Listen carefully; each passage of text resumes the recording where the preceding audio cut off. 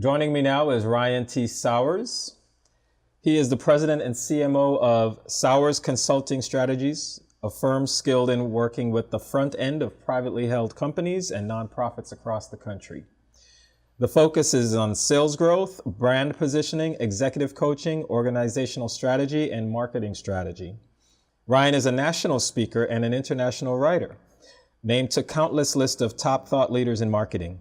He has decades of recognition and was once ranked in the top 80 of CMOs in the entire world. He's also the proud owner of 2 Our Town Gwinnett magazines. He is certified in Myers-Briggs and a DISC practitioner, and he's also a certified marketing executive. He's author of the best-selling books, Everyone is in Sales and Would You Buy From You? Welcome to the show. Thank you. Now, you are a very accomplished person. What drives you?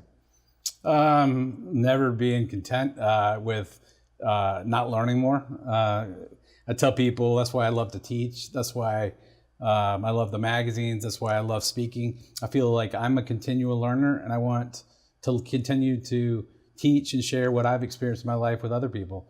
I'm about making the world, try to make it better one step at a time. So I like to do a lot of different things. Some people find it crazy, maybe so. Yeah, that drives me. And to share and to learn, I think we can never be too old to learn. Yes, yes. Yeah. Who or what do you look up to for inspiration? Well, I have strong faith in the Lord. And then, I have people that I feel that have real wisdom. I think wisdom in my doctoral program that I've been working on over the years, we did a project, and it was on wisdom, and it not only came from a biblical perspective, but from a business perspective. And true wisdom, is in character, are people I look to, are people that are authentic, people who are transparent, no matter if they're making mistakes or not. I make plenty, but it's people who are the real deal and don't try to pretend to be something they're not. And I try to surround myself with people like that, and it helps keep you grounded because they're going to tell you the truth, and that's what we need. We need that to grow. That's fascinating. Now, as the owner and editor of the Our Town magazine, local here at Snellville, right. and how far is the reach of that magazine? Yeah, we have 2. So we have a Our Town, which I call Blue, which is Stone Mountain, Lilburn, Lawrenceville, and Snellville. So hitting 65,000 readership in that one, and then our second one is Our Town Green, Grayson, Loganville, and out towards another part of Lawrenceville, again with about a 65,000 readership. So with 2 monthly magazines, it's really fun to switch gears from national back to local, which is where I live and live, work, and play. So it makes it a lot of fun. Right. So is it true that some publications in the area get their articles online? Yes, very true. And not just in this area. It's easy to do. I mean, it's easy to go on the internet. I mean, I watch as a college professor, and we have an ability to use, there's turnitin.com and these other kind of things, and you can quickly see where someone's picked up 98% of the exact same article. Uh-huh. And whether they give credit or not, the bigger thing to me is, if you want to be local, and which I try to do in this market, then you got to be local. I mean, you got to be willing to bring in people who live here, who work here, who want to talk about things because they are going to see their friends at the grocery store, at their church, at the ball field. And yeah, sure, you can go online and say 7 secrets to a happier life or 10 steps to lose weight, but that's just generic content. And everybody's sick of that stuff. Yeah. I mean, quite frankly. And so to bring something real, it's a lot harder work, but it's a lot more rewarding for the readers, and that's what drives our magazines. So I personally believe that you have to provide some value before you can expect any result. What's the value in being so integritous in your business endeavors? Have you found that being at that level of making sure that the local community is involved, that the people who are participating in the projects have a stake in it? Yeah. Do you feel like that has a payoff or dividend? Absolutely. Great question. Yeah, I mean, we it's nothing better than having local people. We've tapped into the community and getting referrals, whether it's writers or photographers or advertisers or partners. I mean, everything keeps coming back full circle. And the way when I keep talking about marketing, if you're in a print magazine, you end up on Facebook because everyone wants to see on Facebook, and then Facebook goes for the younger kids to Instagram and Snapchat, and marketing's this huge cycle. And people want to say it's either this or it's that.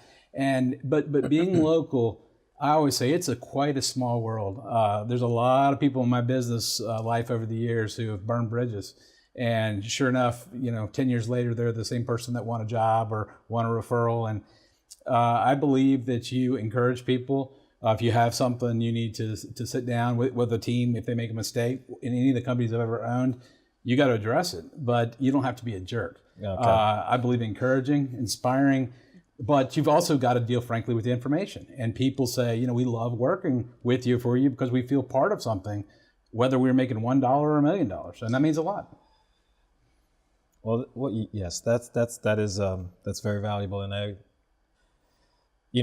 when we met, the time we spent the most time together was at the grand opening, and I watched you interact with all of the people that were here, and many of them were from the area and had been here for a long time. And the relationship that you were able to, well, at least the conversations that you were able to strike up with them were on a deep personal level, and that impressed me quite a bit. And it's one of the reasons why I really wanted to invite you to the show, to Speaking Naturally, because I believe that our community needs more people like you.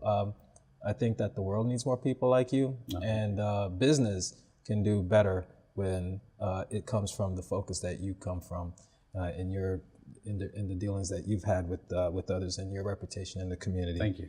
Yeah, but let's get back to. Let me ask you. This will be my last question. It has to do with the book. Would you buy from you?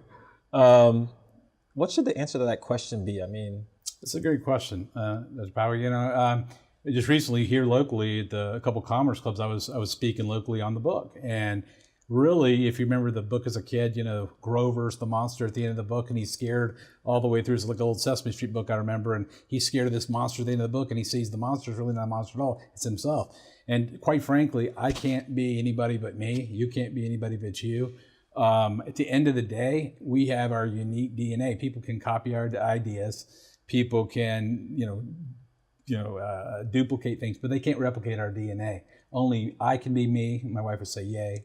I'm just playing, and only you can be you. So we got to use those God-given strengths to work to our advantage. And the answer to would you buy from you is how would you not buy from you?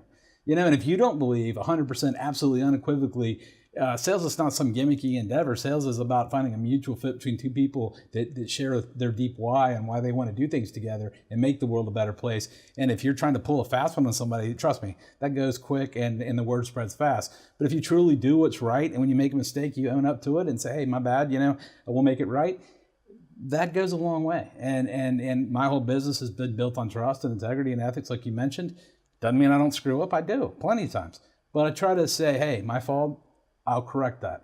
And people have in my opinion, people have a lot of respect for that. They just want you to know that, hey, what are we going to do to make it right? And let's move forward. Right. And I think that's what most human beings are looking for. So the answer to would you buy from you, I built it on a 4-letter word called a pact. We have a pact one with someone else. And it's passion, it's authenticity, it's creativity in our approach, and trust. And without that final component, trust, if you don't trust somebody, you're never going to buy from them.